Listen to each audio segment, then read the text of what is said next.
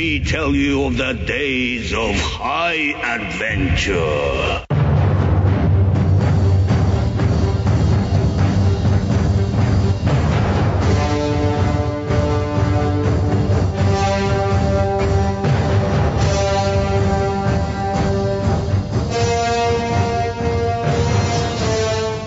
Hey everybody, this is John. And I'm Kevin. And this is 6 Degrees of Schwarzenegger, the podcast where we take a long, hard look at some of our favorite action movies from the era of Arnold. Schwarzenegger is the icon of the genre, and we're taking a deep dive into some of these 80s and 90s cult action movies and breaking them all the way down. Down.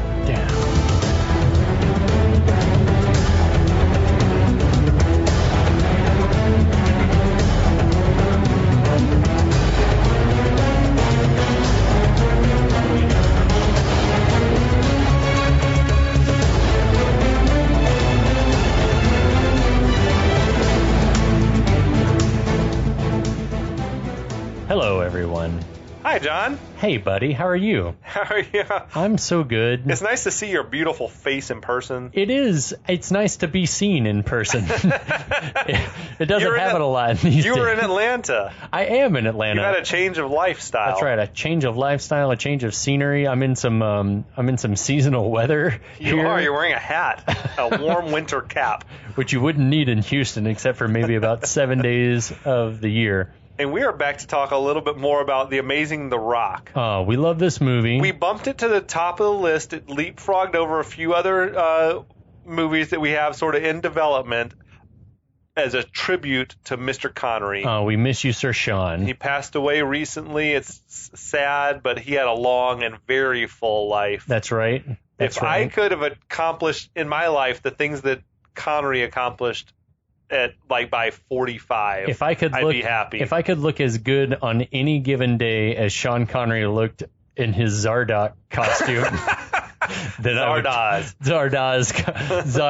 costume. Get it right. Respect the I'm sorry. Respect the ponytail. I was so distracted by the thought of his loins show. His codpiece. If you don't know what we're talking about, go look for Zardoz. Just Google image search Zardoz. You won't be sorry for long. It'll be burned into your memory. Amazing. So here we are. We're talking about The Rock, episode 2 in our series. Oh, what do you got over there? What are you drinking? I'm drinking that Milam and whatever this thing was. You already forgot. Green.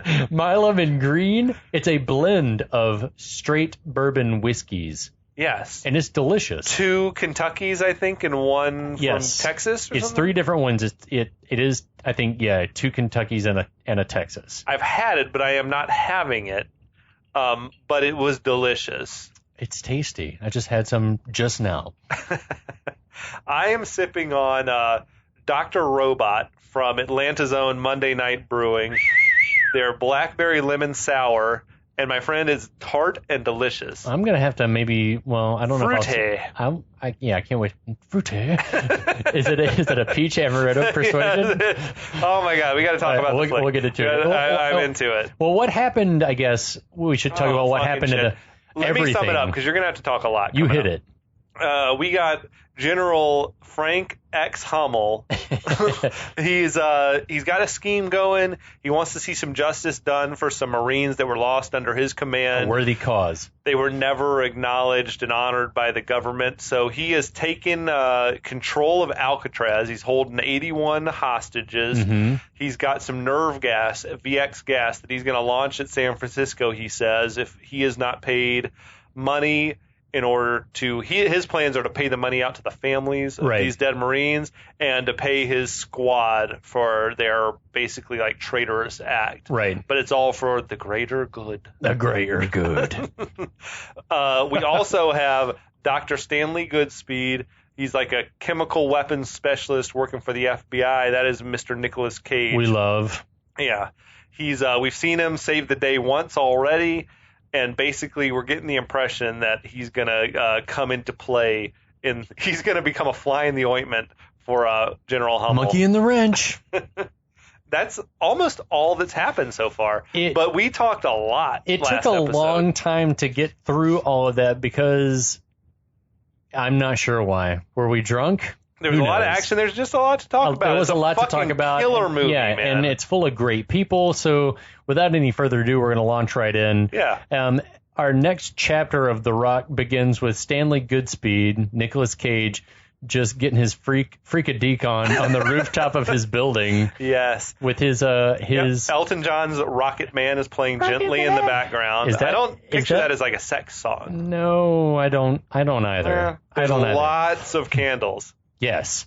How many candles? We've talked about this before. Who lights all these candles? Carla Who did did this? Carla's did OCD big time. She is trying to lasso Stanley Goodspeed. She wants into him to marriage. So she popped the question. Oh shit, that's that right. happened last episode. Yeah. Stanley Goodspeed's girlfriend, Whoa, Carla. marriage police pulled over. Yeah, he impregnated her. He pumped a baby into that. And Stanley, you know she how wants to get married, work. And he's like kind of hesitant about it. So that's what's going on in his life. Right. So she's straddled him in a chair. They're it's happening. She asks, "Do you like my pigtails?" And he says, "Oh yeah, the pigtails are naughty. He's so strange. Emerald cream with a peach sorbet persuasion." What? Fucking what?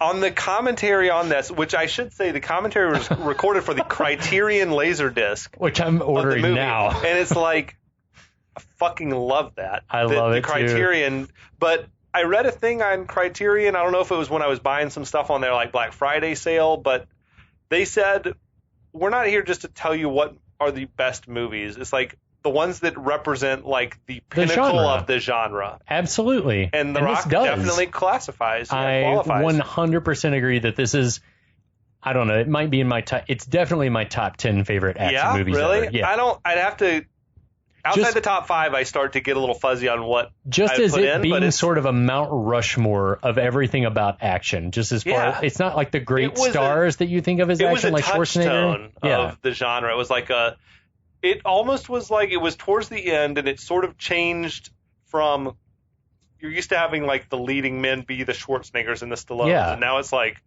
no, we're going to take like actors and make them action stars. I feel sort of the same, not to the same degree, but feel the same way about like, do you remember Behind Enemy Lines with Gene Hackman and Owen Wilson? Yeah. And it's like Owen Wilson should not be playing an action role star. At all. Yeah. But it sort of feels the same way. Yeah. And it's like, and I think technology had reached the point that there's a lot you could do with special effects and stuff to make a dude who's not a muscle bound. He's me or you. guy. But you get the best actor for the part as opposed to like the dude who's got the right physicality for it. Maybe 100%. So in the middle of the sex act, the phone rings. Coitus interruptus. And this isn't happening. This isn't happening. That's a very memorable delivery from. There are very few lines that he delivers that you can't remember, like the speech inflection and tone that he gives. So Cage himself is like a super musical guy in his life, and he said that he thinks of a performance that he gives in terms of like delivering the lines in a rhythm. I love that. And it really shows in this movie. It translates to people because people love rhythm and people identify with it. And I mean, if you look at Shakespeare, like he wrote his plays to be like the lines are like to be delivered in a rhythm. Iambic pentameter. So Goodspeed says he has to answer. Carla protests much. He says he has to answer because it's work calling. How could they know you're at home? It's the FBI. It's the FBI. He answers and says that he'll be down in 5 minutes. I think he said 10. 10 minutes? I had my notes wrong. Right, wait. That's plenty of time to finish. Wow. He tells Carla that he has got to go to San Francisco. She is not having it. She's like, what? Nah. She hasn't even She's upset agreed to marry her yet. Right, that's I'm what Catholic. I'm pregnant. I'm unmarried. She's got the trifecta. That's definitely what it seems like. Yeah, he says, and then he does, to his part, he says, I will marry you. I love you. I'll marry you.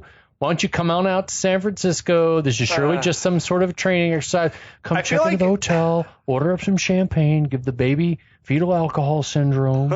I feel like can you hold someone to anything that they say like during the sex act? Like, you said you'd marry me, but you were inside me at the time. Yeah, it's like, you said you loved me. But you know what was happening. I've definitely said some shit that I'm like, I'm sorry I said that. Oh, shit. Ooh. So we cut to the Pentagon briefing room. Hold on, can I back it up just a moment? Yeah. If this is a training exercise, they're not calling after hours saying be downstairs in 5 minutes or 10 minutes for a training exercise. I don't know how training exercises work, so I can... In a world, you would expect, like, it should be a drill that comes with no warning.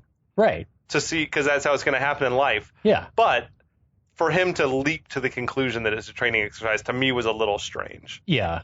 She pounced back on him at the end when he had said, like, she was trying to finish off. She's already pregnant. Maybe she just loves him. 5 minutes is like plenty of time to finish. That's what I'm saying. Well, I hope it's enough for her. Well, if they hadn't taken the time needs to finish. If they hadn't taken the time to light 100 candles, God, Carla, they could have been done already. Hours ago.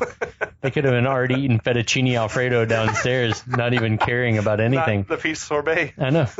Peach sorbet persuasion. Cut to the Pentagon briefing room. SEAL Team Commander Anderson, played by Michael Biehn. Commander Anderson is explaining that they cannot attempt a frontal assault because we'll just be lit up. He says that we're gonna have to, because it's also a full moon. It's a full moon. There's a lot of things working against them. There's not like a way to make a beach landing at Alcatraz. Right. It's like a craggy rock. Right, exactly. So he says they have to try to infiltrate the tunnels below the prison and attack from within. And if they're lucky, they can take the rockets with no shots fired. Now, Michael Biehn. Yeah. Fucking awesome. We love him. Dude. He almost always plays like a SEAL commando type of character. Yeah. Like the movies I know him from, Terminator, right? The Abyss, Navy SEALs. If you just stopped, Aliens. If you stopped there, he was in Mandalorian, playing a commando type military man. Like, yeah, most recently, yeah, definitely.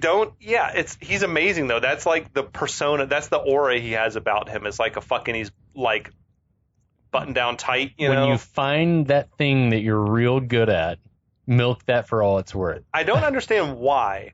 But in the command, like in the briefing room here, all these like actors are delivering a lot of dialogue and everything like that, and most of these guys are not in the credits. Period. It's for the movie. Very strange. Tell me why that is. The dude who plays the chief of staff, the dude who plays Kramer, right? The dude Philip Baker Hall, who I don't know if we've seen him yet, but he's in there, Chief Justice. These are like big speaking roles. Yeah. The internet told me. I love internet. Was that sometimes like an actor isn't proud of a project. I don't think that'd be the case necessarily in this one. Sometimes an actor is used to getting bigger parts, and that they think it'll like take some luster off of their name if they're having these credits as like, yeah, I was in one scene in The Rock. If you're the guy playing Hayden Sinclair, that is not a guy with luster. And Sean Connery is attached to this movie as star and executive producer. You say, put my name, like slap my name on the fucking box. I want to be on the video because I want to be on the VHS I was on box. The Rock. Yes. It says sometimes you get an actor who's like appearing as a favor to the producer or the director, and they're uncredited because that allows them to work for less pay because of like guild rules and stuff like that. And they're not going to get taxed But this dude much? Sinclair, nah, he needs that money. I don't know him from anything else. I'm sure if I recognize him from other stuff, but I could not name a single thing. The guy I'll look Kramer, it up for the next episode. who was like the general who had been the main bad dude in Lethal Weapon 3, like maybe he's like, I'm trying to get big. Like I don't want to be this small part. But it's The Rock. Like it's a big budget tentpole summer movie. There are no small parts, is what I'm told. Only small salaries. That's what I'm told. Only small union rules or whatever. So General Kramer asks Biehn, Commander Anderson, if they found a route through the tunnels. SEAL leader Anderson says, the bowels of this prison have been ripped apart, put back together again. It's a maze of shit, which is awesome. And the schematics we've got are useless. Then this dude chimes in that you've told me he's the only real life expert. Yes. Harry Humphreys, I think is his name. He was a real like Navy SEAL dude, and like now is, I think, whatever. He's a professional movie technical advisor. He sounds like a Beverly Cleary character. He was the dude with the rockin' mustache. Like he looked really authentic. He did. Old school. So real life expert Harry Humphreys says we need someone with firsthand knowledge of the tunnels. And then secretary over on the phone, she looks like she's like at an auction house. taking orders over the phone. And she says the former warden's dead. All the guards we talked to are useless. They're useless. And this is when Chief Justice pipes up. Chief fucking Justice. Character named Chief Justice. He's not the fucking Supreme Court. Why would he be there? Is he Department of Justice? Maybe that's his name. He'd be like in charge of like getting prisoner transferred or something like that. I hope his name in real life is Chief Justice. My first name is Chief, last name Justice. Deal with it. He says, I might know a guy. He works at Cinnabon and at Annie's Pretzels and Annie's. Anyway, we get a knowing look between he and Womack, FBI director, played by Leo from West Wing. Fucking love him. Womack pulls him out in the hallway for a private chat. It's heated, to say the least. And Womack says, this was for the sake of national security that got us here in the first place 33 years ago. Anyway. Fucking exposition is coming. Exposition between some pros. These are like world-class actors. Yes. So I don't even mind watching them just deliver exposition. Womack says, I knew someday this would come back to bite us in the ass. They talk about a mystery man, an SAS agent who they say is a national security threat and that they've had locked away for 30-plus years. Yeah. Womack says he's a professional escape artist. This mysterious I love this. If he hits the streets. He's broken out of two maximum security prisons. They can't let him hit the streets. So either we know that he's super dangerous or he knows too much or both. Well, I like when Chief Justice is like, he's our age. Yeah. Like, he's not going to hit the streets. I have to get up 3 times a night to take a piss. I love the expression hit the streets. You should have that prostate checked on. Oh, yeah. But Chief Justice. The expression hit the streets is just beautiful, isn't it? Yeah. It's very, very much a part of the times. Anyway, Womack says we can't risk it. He's too much of a risk. Anyway, we see a long-haired Connery as John S. Mason being roused from sleep, put in shackles, walked out of prison. I like in these Michael Bay shots, we see stacks of books, including authors named things like Shakespeare and Sun Tzu. You get like the slow motion of the cell key dropping next to the lock. It's all like epic Michael Bay shit, and I love it. It's all in slow motion. Also, this is where you pointed out, and I loved this, the weird hallway lighting. What are those big lights on the floor aiming upwards? Like, if anything, during any kind of a prison event for a guard, that's going to be like, I can't see anything with this light shining in my eyes. Blinded by the light. Wrapped up like a douche. Wait, now, I think you read like I did that Schwarzenegger was offered the role. Yes, which is peculiar to me. That makes no sense. The timing would not have worked out at all. Alcatraz closed in 1963. Schwarzenegger was born in 1947. He'd be like 16 when it closed, or 15. Yeah, wouldn't have made sense at all. Now, unless they were planning on heavily making him up, which somewhere else I read there's a false impression that he was going to play the Connery character, but he was actually going to be the Goodspeed character. That would have never been even have worse. worked. Like, could you buy Schwarzenegger working in a fucking lab? No. Never in a billion years. Although, especially him then talking about how he has next to no weapons experience. Well, I will say, I want to say maybe came from Cage, that he said in the drafts of the script that were floating around when he signed on, right, that the character was much more of like a Jack Ryan character. I feel pent up in this office. I want to get out and see some action, as opposed to like a dude who loves the science and everything like that. Maybe Schwarzenegger, but he doesn't. I can't think of a role, with the exception of perhaps Twins or Junior, that he came off as like a brainy character. Junior. I never have seen Junior, but I own it. Where he's the scientist that impregnates himself. Shit. If he was really smart, he would have impregnated someone else. Yeah, I don't know. Anyway, But Arnold said in an interview that he regretted not taking a role in this film. But he said the script that he read was like only 80 pages long, and it was just steady plot holes, and it was not a good depiction of what the movie turned out to be. So he did Eraser instead.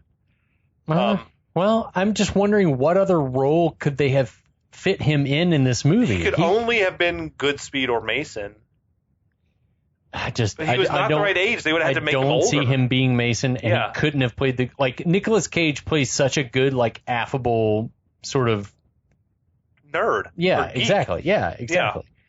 Yeah. Anyway, so we cut to an airplane hangar somewhere in D.C. Stanley arrives in the pouring down rain, greeted by Womack. Neat plane is a great line. I love all his like little the Learjet or whatever it was. The Gulfstream. Womack goes over. That should have been very nerve wracking, right? Imagine you get a call and you go and meet like the CEO of your company or like the director of the FBI. You're like, oh shit, it's Director Womack. I've never met him before, right? Like, I guess just like, this is cool, thanks. Like, neat plane. Yeah. He was nervous. I would have been, yeah. So Womack immediately starts going over Stanley's impressive credentials, and Stanley gives us his chemistry boner backstory. Yeah. He blew up the house or whatever he said. And you were telling me that Nick Cage modeled his character after Richard Dreyfuss in Jaws. He said he was inspired by the Dreyfuss character in Jaws, who's like an expert in the field, a hooper, but also a kind of a geek. Yeah. And now when viewing it through that lens, like this scene where he's explaining the story of his childhood fascination with science and chemistry came from, is exactly like Hooper explaining, like, I love it. The first time when I was 12 years old, my dad got me a boat and I went fishing and I hooked a shark, and the shark turned an inboard into an outboard, and he ate my boat, and and it's like, it's awesome. Basically the exact same story, but with a shark instead of chemistry. Yeah, it's crazy. I love that, though. That's very, very cool. And he's like, and I've been studying sharks ever since. Yeah. I love that. Thank you, Nick Cage, for your dedication to your craft. Even if it's cribbing other actors' notes, but that's okay. Well, he says something that was actually true in the notes that I read about him saying that specifically, about him borrowing that backstory, is that actors borrow from other actors. And I will say that is 100% true, because even borrowing like subtext, like that goes back as far like 300 years ago, composers borrowing other composers, jazz musicians 50 years ago borrowing ideas for music from other jazz musicians. And it's like you quote the people that you admire, you have to give them credit in some way, and usually you do. But it's like, I totally get that. If Nick Cage, if he'd said like, I was really inspired by Laurence Olivier, I would respect. Yeah, big time. Or Bogart or whatever. Big time.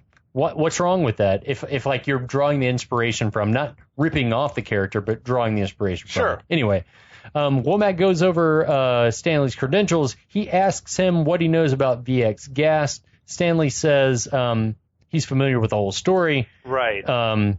He tells the story about champagne and how it was discovered by accident. Exactly. Cage said that's a story that his dad, who was like a university professor, used to tell. That's cool. And that he like just stole his dad's story and was like, because his dad used to always love every time they'd break open a bottle of champagne, he's like, they discovered this by accident. See that, I love that. It's the shit you get from just from everyday drawing life, from your life experience. Yeah, but then Womack interrupts him and says, "Get back to the gas." And he says, "It's very, very horrible stuff. It's one of those things we wish we could disinvent." Yeah. And then it's at that point that Stanley realizes that this is not a training exercise. No, Dr. Goodspeed, it's not a training exercise, and says Leo. As I alluded to before, Cage had said that the character was initially like a board agent who was longing for some action. Yeah. But it was Cage's own idea that he's like, what if, I think it'd be more interesting if he was like a real lab rat and loved the science, and so he's a fish out of water when it comes to the action. I think it makes it a more effective movie. Plenty of action. If he'd run in there gangbusters like everyone else in the movie, it would not have been as compelling. Well, if you had him plus Mason, who we don't really know much about him yet, but he's like a former commando. Plus Michael Biehn. Like, how you don't need a whole force of Navy SEALs. 3 alphas. No. Like, it's much more interesting to have, it's not like fucking, we're not making Tango and Cash here where we got two super cops. Here's an interesting question. Who, in your estimation, at this time would have played a better, nerdier Stanley Goodspeed than Nick Cage? This is off the cuff, ladies and gentlemen. I'm putting him on the spot. We haven't talked about this. He might have been a little old Jeff Goldblum. Ooh. I think he would have been right in the sweet spot. Is he about the same age, you think? Right in the sweet spot. It was been a few years after Jurassic Park. I think right in the sweet spot. He could have done it. I think so. My man could have done it. I don't want him to do it. I think Nick Cage nailed it. Yeah, Nick Cage crushed it. The thing about Goldblum is he's like 6'3". Yeah. Would he be towering over everyone else? And it'd be weird. The tall nerd that we're all looking up to. Hello, sir. I don't know, but he has the similar kind of kinetic energy. You realize that there him. are rockets in Alcatraz, don't you? Just give us a little bit of Dr. Ian Malcolm. I don't know who else. There are others, surely, but I don't know that anyone could have done better. Paxton? Paxton. He should have been one of the Marine goons. Or he should have played Paxton. Paxton, yes. He would have been a good Paxton. He would have been a great Paxton. Yeah. Anyway, we cut to San Francisco. We see sentries guarding the perimeter of Alcatraz. Hostages are looking forlorn in their prison cells. Yeah. We see the FBI. They've set up a mobile command center on the waterfront at Pier 39. What is this building? I think it's just a warehouse. It's huge, and it sounds like cargo. It seems like it's got like loading docks and cargo bays, but then there's also a bunch of half-built cars inside of it. Yeah, I think that it's just supposed to be like a big warehouse. Whatever it was incredible. But for those of you who aren't aware, real estate in San Francisco is a fucking premium. Well, if you're the United States government, though. You wouldn't have this huge fucking building that's just empty. The United States government does. Do you think the government owned that building? I thought Absolutely. It was just something they commandeered or something. Well, either way. I don't know, yeah. They could afford it. So anyway, Womack and Goodspeed arrive at the field office, the mobile office, where they're greeted by Paxton, not Bill, but played by William Sadly, Forsythe. Not Bill. William Forsythe, who, let me scroll up back to my notes, which I read his IMDb bio is hysterical. It starts off with... I know Flat Top from Dick Tracy, and I don't know what else. But his bio says, dynamic, entertaining, heavy-set actor with piercing eyes. So his agent wrote that? I guess. Heavy-set is not like... He wasn't heavy-set in this film. No, but that's what I'm saying. It's like, what a weird turn of phrase. Like, that's how you're describing? Their agents or publicists write their bios, I think. Anyway, I loved that he described it as heavy set, but yeah, anyway. He's in charge of that office, we take it, right? Like, he's the man in charge. Yeah, he's the special FBI agent guy. in charge. Exactly. Of the San Francisco office. Yeah, okay. So Forsythe Paxton says that they have the prisoner. Wait, I was dismayed by how close the cars came to hitting those pigeons when they rolled up to the building. I was like, cruelty to animals, no! Like, no pigeons were harmed in their filming of this movie. And if they were harmed, fuck them. Yeah, fuck them. They were probably sick with coronavirus. Anyway, Womack and Chief Justice were talking about the prisoner that they have in custody, but Paxton is confused because there's no record. There's no record of this guy. That's right. Womack explains that he's John Mason, a British agent, and that he was imprisoned on Alcatraz in 1962 and broke out the next year. Correct.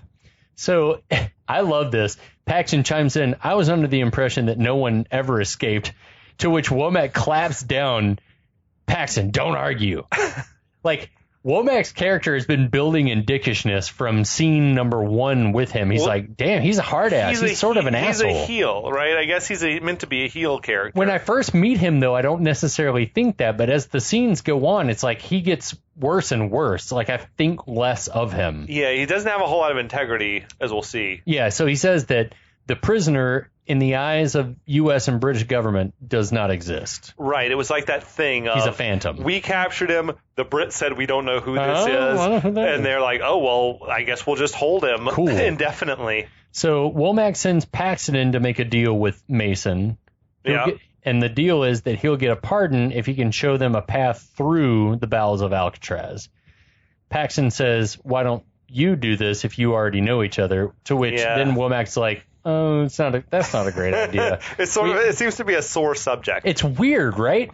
Well, he's like, oh no, he remembers me. Like, I don't want it clouding the issue. Because then for the rest of this movie, you get the feeling that Womack would love to fucking kill Mason himself. Oh, you got that impression? Big time. Like he wanted to end his life? Yes. Without giving too much away, I'll give a lot away.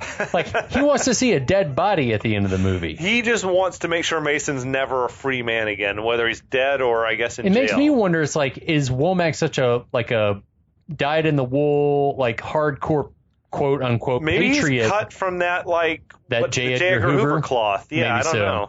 We get the idea that there's some bad blood there, but then Paxton and Mason as soon as Paxton's in the room, they're it is Mason's fault. They're adversarial from the get-go. Right. Paxton, even though... But Paxton's a hard ass. Paxton was warned before he entered the room, don't try to play hardball with him. Yeah. Like, don't go hard.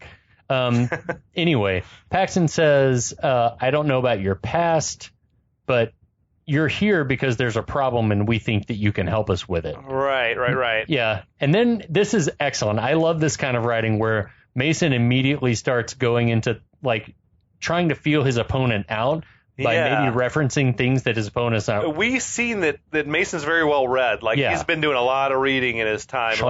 Shakespeare. So he starts referencing Mandela, Alcamenes, Sir Walter Raleigh, Alexander Solzhenitsyn. Yeah. Goodspeed. Who, like, I love Paxton when he's like, he says that he breaks up the Solzhenitsyn. He says, didn't he play for the fucking Red Wings? The fucking Red Wings. A good chap. Connery replies. But Goodspeed in the other room is like picking up on all of that. He's like, okay. He's a nerd. I mean, he's like read the same books or whatever. He's probably an Ivy League dude. If he's a Jack Ryan, like, or any other kind of like special agent that wants to like run in their guns blazing, he's maybe ostensibly not going to be in the same mind frame. Anyway, Paxton cuts to the chase and tells Mason there's a hostage situation on Alcatraz. Mason's confused. The Rock has become a tourist attraction. It was like a mixture of like confusion and he's amused by this, or he doesn't like. Here's what I wonder. Even if you're in high, like locked down security,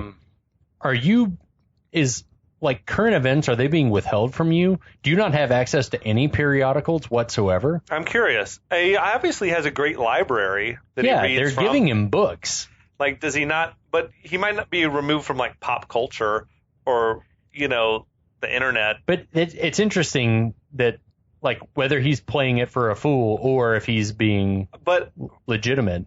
On the other hand, I could see how if you did hard time there, you're like, people come see this place for fun? Yeah, like, big time. Fucking what? It's effective to you and me. It's effective to the audience at home. But I wondered as a viewer, I was like, I wonder if he's up on that. Completely severed.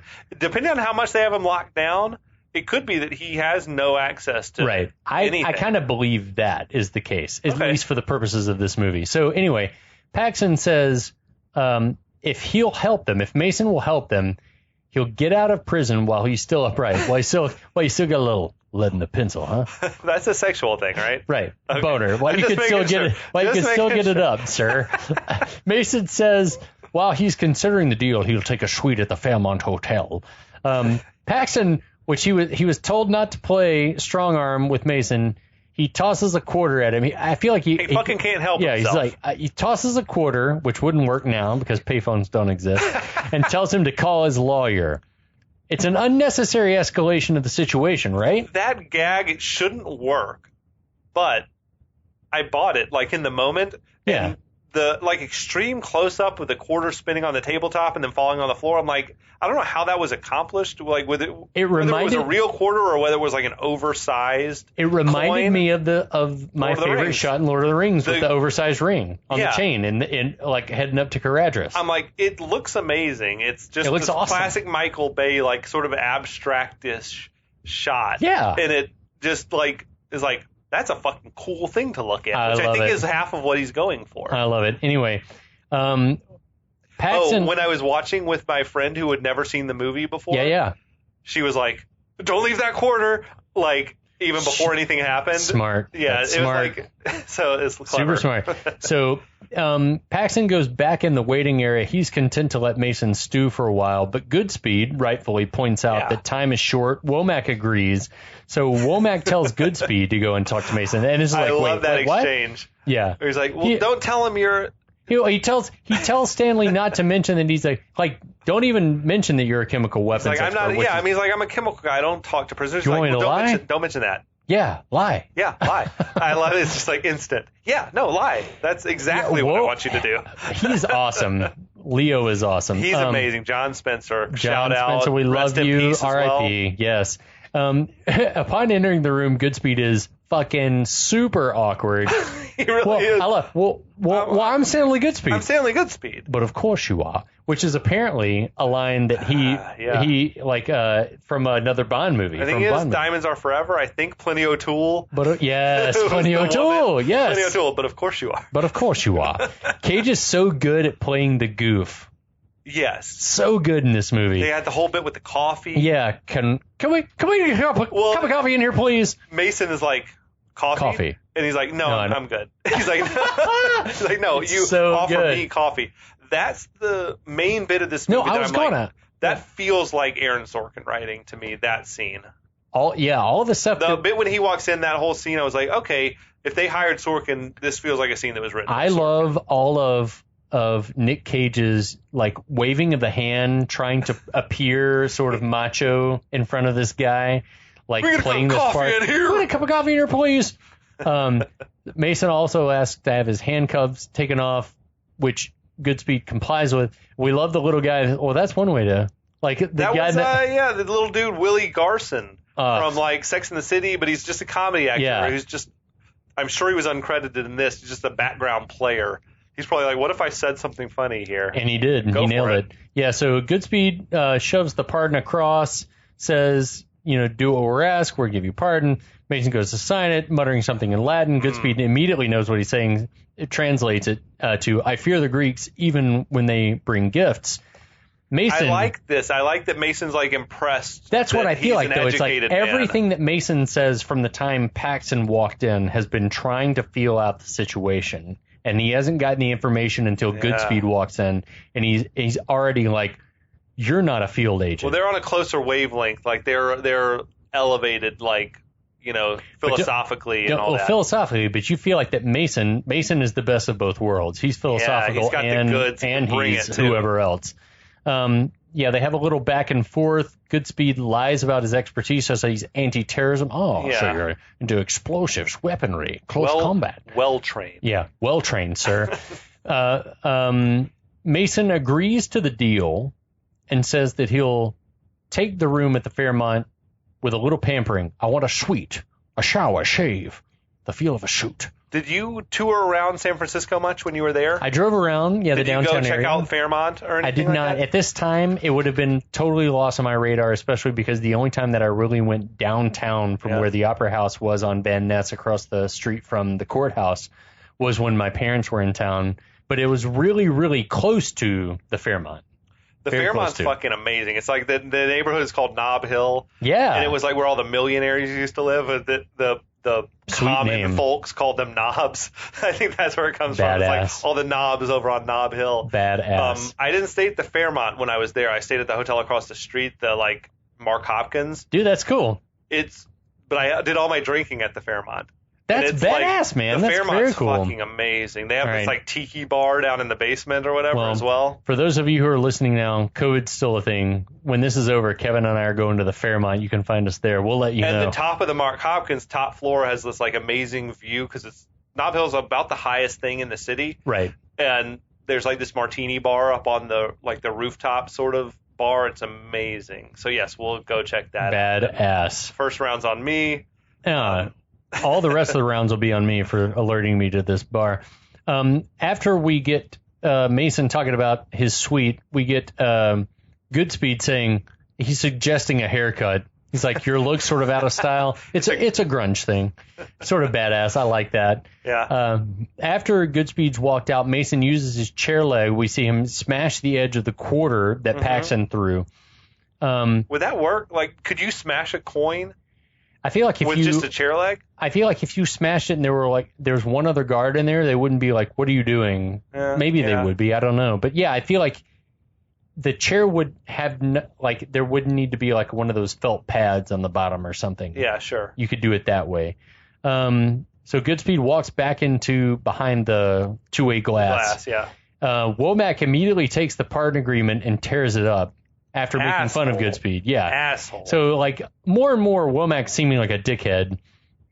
Goodspeed's pissed. Yeah, he's like, I gave that man my word. And But Womack says, you're on a need-to-know basis after Stanley's like, what are we even holding this man? It's like, you don't need to know. You're on a need-to-know basis, and you don't need to know. Which is irrelevant, because that line pays off a couple of times. Yeah. So Womack is starting more and more to seem like a fucking bastard. Right. Goodspeed, the smart guy. Yeah. He says that all the historical figures that Mason mentioned were people that were wrongfully imprisoned. Yeah, I looked them all up, and the facts were correct. Right. And then while this is happening, I love this whole bit is happening, and you see Mason sort of inching towards the glass, leaning towards the glass, and then all of a sudden like doing the ring around the glass with, we guess, the quarter. Would that work? Does that weaken the glass or make it easier to break it anyway? I feel like yes. In '96, it would have. You don't question it that much when you're. He's like, he must know what he's doing. I don't know. I mean, because you guess it's bulletproof. Maybe. Or maybe it's not bulletproof. You can put an elbow through it, I think. Yeah. But I think it's just maybe to make it break in like a cleaner ring. I have no clue. I trust that John Mason knows what he's doing. Someone did the research on this. Exactly. It's not us. Exactly. So he busts a hole in. He sees Womack. Womack, why am I not surprised, you piece of shit? Do you think would it be easy to recognize a dude? Is this the first time you've seen him in 30 years? Yeah. And you think he's just like... After a decade, I saw you and you look exactly the same. Oh, thanks, buddy. Exactly the same. You're still just as handsome. Thanks. You're welcome. Anyway, guards burst in. We love this. Subdue Mason, who throws up peace signs. He says peace. Peace. Cut to, we see Goodspeed riding with Mason in the back of a paddy wagon. Goodspeed calling Carla says, hey, babe, don't come to San Francisco. Is this the first opportunity he's had to try to call her? I think so. It's been a busy afternoon. I don't know why he couldn't have called her on the plane unless that technology didn't exist. Work on the plane. Unless they had a phone on the plane, they had to have. They had to have something. Anyway. Because he let, the idea of letting her to come to San Francisco obviously is not something he wants to have happen. No, but she is not having it and hangs up on him. I bought that, though. That's a hothead. Well, you get the explanation. She's like a fiery Italian lady. Italian. I don't know. That's not cool, Carla, in my opinion. Let him explain. Anyway, Mason wants to know. He's been eavesdropping. Who's Carla? I've been dropping no eaves, sir. Honest. Mason wants to know why he wants her to avoid the city. You're on a need-to-know basis, and you don't need to know. And Mason barks in his face. It's very funny. That makes me laugh every time I watch this movie. I love Sean Connery, because you never think of him as being sort of this gritty character. And the other, the FBI dudes in the paddy wagon They're loving it. Watch out, he'll bite you. It's just, so fun. It's so good.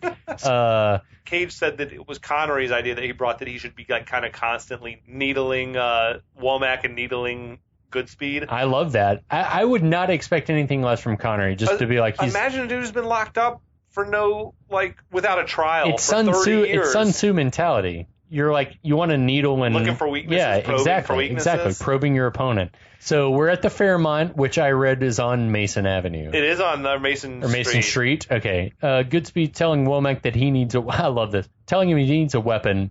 One of the agents is sort of incredulous and calls Stanley a chemical freak. I'm a chemical super freak, actually. Which Cage said that was another musical reference to let everyone know that Rick James. I'm Rick James, bitch. Darkness. So he wanted to keep peppering through that his frame of reference is through music. I love that. I love that because I have some very, very good friends who are they're amateur musicians, but by profession they do other things, but they're just music nuts. So anyway, Womack tells the guy to give Stanley a gun. The guard does, grudgingly. That can't be how this works. There has to be some paperwork filed. Sure, here's a gun. It has to be the gun and it's registered to this guy, and if shots fired, we can match the serial number. They would know if he did that in that situation that gun is licensed to that guy. There's no way a gun changes hands because that gun has to be linked to the dude who gave it to him. Don't you? Well, yeah. It could never work, but it's a damn it, guys! It's a fucking movie. You dropped the ball on this. So anyway, he does say he left his gun in his sock drawer.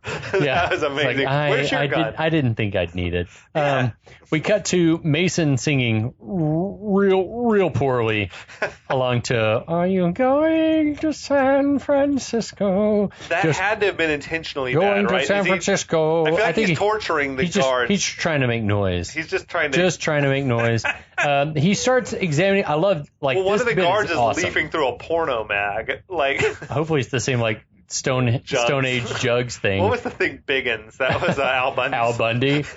Yes. Just reading the latest issue of Biggins. Oh God.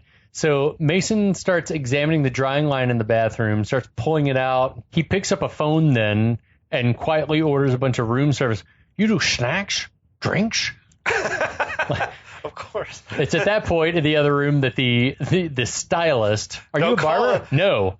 Stylist. I'm a stylist. Don't call him a barber. And this was Anthony Clark as the hairdresser, who the only other credit that I know him from is Boyd on the sitcom Boston Common. Do you remember that? I remember that show existed, but I never saw an episode. I feel like, and we talked earlier about the timeline, whether he was famous because of the sitcom or whether it was one of those situations where his star was rising and he was on the sitcom and then landed the movie. Sometimes, or vice versa. That was like the era of you're a hot stand-up, so you're going to get a sitcom. And I've never seen, I feel like he was a stand-up comic. Probably. But anyway, he's what do we make of his character, his portrayal? It would not Is it float. offensive? It would not float now. He's never like exactly the butt of a joke. There's never a gay joke. There's never like a homophobic joke made. But at his expense, which maybe was very good, like judgment on the parts of the like producers, filmmakers, everyone else. He is like cartoonish though in his like effeminate. Yes, he is very effete. Womack tells him he can only use clippers, no scissors allowed, to which he says, did they tell Picasso no brush? It's awesome. It's very, very funny. Mason appears and says that he'd like his haircut out on the terrace. We get this badass view, and you can confirm this. View. The view of San Francisco, like downtown area, is phenomenal. The stylist does not care for Mason's prison look. What did you make of his long hair look? He looked decent. I was like, if you pulled that in a ponytail, exactly. Oh, yeah. Exactly. Put it up on a top knot? It's a grunching. Well, it's something. Anyway, some kind of a thing. Yeah. The stylist gets to work. Under the smock, we see Mason rigging up something with the drying line from the shower. You had no idea what it's going to be, but we know it's going to be something fucking awesome. Some sort of weapon. Meanwhile, the room service has arrived, and the agents are feasting.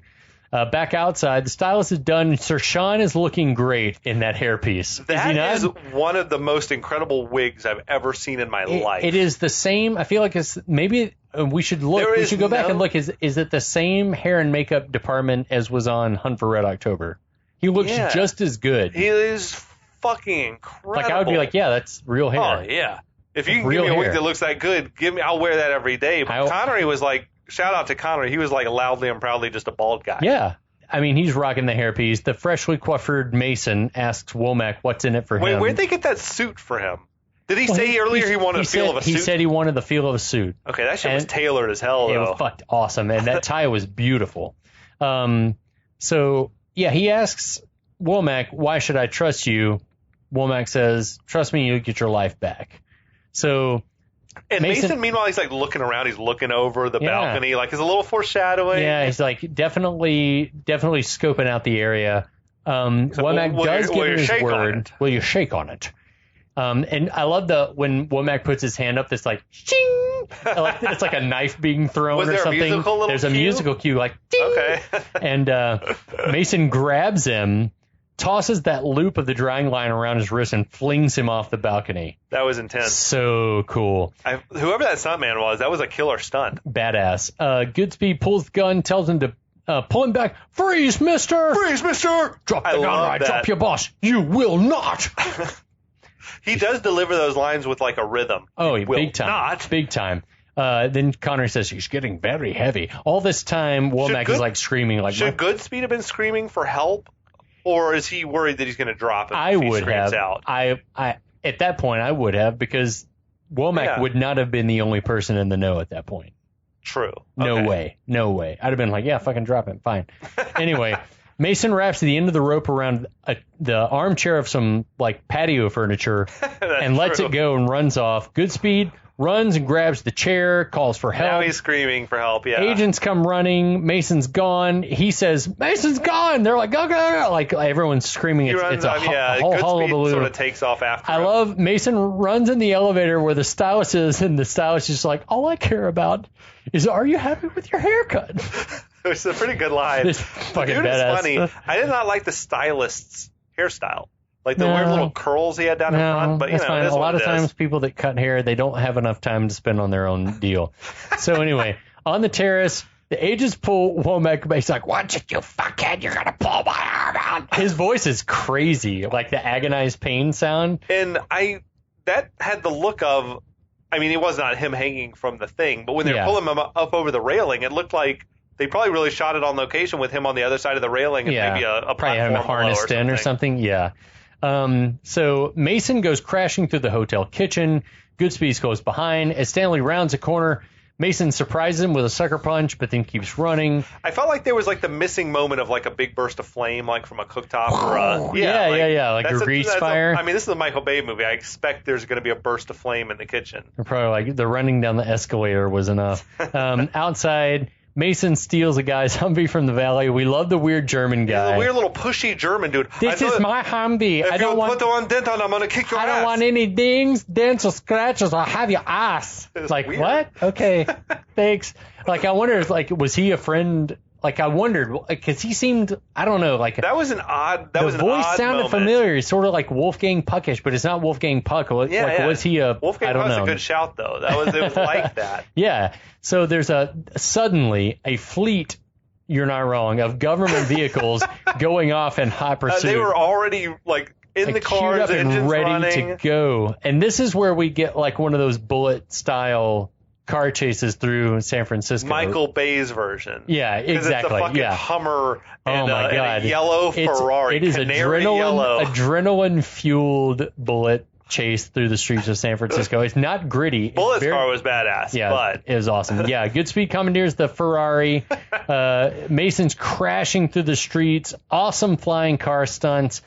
Mason crashes through a construction site, crashes through a truck hauling Yosemite water bottles. Yes. Goodspeed's like trying to catch up in the chase. He got the Ferrari. He's like making good time. Yeah. But all the way, like law enforcement vehicles are like catching flack, like blowing up, like getting knocked off. Mason knocks a car into a telephone pole. There's a fire crash. The pole falls down across the street behind Mason, blocks the road. Not without like cars flipping through the air and like corkscrewing. Unbelievable. Like everything that's happening as a result. Amazing. Goodspeed on a dime. He's not from San Francisco. No, but he recognizes the road's closed. And I'm going to cut down a block. Takes a detour around the pileup through a building. Why not? Oh, well, why not? Yeah. Like another line delivered with that rhythm that he referenced. I got this point. For someone who hasn't operated a motor vehicle in 30 years, or any vehicle for that matter, good. Mason's rocking the shit. He is. Does that Her Majesty's Secret Service training kick in immediately? A Hummer's got to be so unlike anything you ever could have driven before. With power steering and everything else? I mean, I thought the same about the Ferrari. Like, from what I understand, a Ferrari is really hard to drive because it's so powerful. Yeah. Powerful, and the steering turns on a dime. If you hit the gas too fast, the wheels are just going to spin out. You'll donut out or fishtail or something. 3 weeks of weapons and vehicle training is not going to get that done. He's good in this Ferrari, yeah. Anyway, it's at that point that the Humvee owner calls Mason on the vehicle's car phone. I'm only borrowing your Humvee. Was that the line that pissed you off? Yeah, just growing up, it just didn't sound genuine to me from Connery. What about earlier when the cars were flipping in the air and he's like, I hope you're insured? Yeah, that's even worse. That one didn't. Okay. Going back now, watching it the last couple of days, the Humvee line bothers me less now. That's the Michael Bay magic. You got to drop change a your joke mind, into baby. the middle of a beat Change of action. your mind. Anyway, Mason uses the car phone then to call information looking for a Jade Angelou. We see an elderly lady step out in front of Mason who swerves into the side of a cable car. I'm virtually certain that was a man. Or it was a much younger stunt lady dressed up in old person makeup. They looked like an actor trying to walk like an old person. Yeah, very shaky with the arm way up, looked like the Wicked Witch. Anyway, the Humvee knocks the rear end of the trolley off its track. Mm-hmm. The cable car goes sideways. Riders are just falling off into the street. Yes, it's pretty good stunts. I love it. Like, Goodspeed somehow is able, like, I would have run over every civilian in the road. Hit them all. Like, run over. It's miraculous that he didn't hit a single one. The trolley starts hitting cars. The driver says, "We're going to crash. Save yourself." I love that driver. Just makes me laugh, man. I love him. It's so Did you ride good. cable cars when you were in San Francisco? I did not. Like on some level, it is sort of public transit, but it's also a tourist thing. Yeah. So the drivers are kind of entertaining as they go. Yeah. And they have like a tip jar and stuff, and they're giving you like a history tour as you're riding. I'd be that geek though who was like riding cable cars just to get around, because that was like one of my favorite things, was like riding the cable cars. It's so fun. Yeah. So then we see Goodspeed swerving to avoid a group of wheelchair. Why? There, Okay. I swear to God, there were wheelchair basketball players Yeah. and bad boys also. Like, Okay. Like that. I Do you felt like think this it's was just like a him Michael like Bay giving a touch. shout out? I don't know if he knows someone who's in a wheelchair or something like this, but That's kind of cool. it's cool because it's not the normal. It's not the homeless lady pushing a cart Right. of cans. Exactly. that Yeah. we get in every other movie. Oh my God. We see the Ferrari jumps the curb, mows down a row of parking meters, cracking the windshield. It smashes the shit out of that That car is fucked. Anyway, Goodspeed spins to a stop at the bottom of the hill. The airbags deploy. The windshield is intact. Oh my God. We don't even ask. The cable car is careening down the hill, smashes into an SUV. There's a huge explosion, throws the trolley car. That stunt's awesome, where That throws was it up in the fucking air. incredible. They did that for real. That's badass. I think they added CGI flames, like more flames than was there. But they jacked the thing up in the air and dropped it. I don't even know how. It looks amazing. It crashes down, rolls over on its side, slides down the steep incline towards the Ferrari. Goodspeed frees himself from the car just I feel like before he like the shot the airbag to deflate it and bailed. Yeah, like, I mean, and then we get the like Goodspeed like stands up in that Michael Bay low pan around. You gotta have the trademark Michael Bay shot. It's like sort of low angle, looking up at him. Yeah, well, it's panning around, rotating slow. around him It's as so the good. music swells. I love the dude on the dirt bike. Hey man, you just fucked up your Ferrari. Back in high school, we used to laugh like, you just fucked up your Ferrari. It's not mine. And the dude starts laughing. He shoves him off that dirt bike. Yeah, dude laughs. Stanley pushes him down and seals his bike. And friends, that's enough. That's a lot. But wait, the trolley driver. I gotta pay respect to the trolley driver because he dude fucking is kills awesome. me. You can hear him in the background. He's like saying, "My baby's going down in flames." But then they cut back to him and he's like, "Damn it, this sucks." I love that. So good. Where's that son of a bitch at? I'm gonna hunt him down. That motherfucker ain't safe nowhere. Do you think that they just told him just improv guy? Just ad lib. I wonder if he was an actor or whether he was like an actual City of San Francisco trolley driver. I feel like that dude was such a comedian. I feel like he was probably a comedian, but I have no clue. It's like a cheesy and a cheap joke, but man, it makes me smile. He it makes me destroys chuckle. I can't help it. every time. Damn it, this sucks. What else can you say? Like that's your way of making a living. Yep. It's smashed and burning. I love it. I love it. Sucks. This episode, though, this movie does not suck. Neither did this episode, we think. You should go back and listen to it again. Smash that subscribe button. We don't have a subscribe button, but go back and listen to it anyway. We hope you guys are enjoying week 2 of our breakdown of The Rock, and we'll see you next week. Yeah, we'll be back.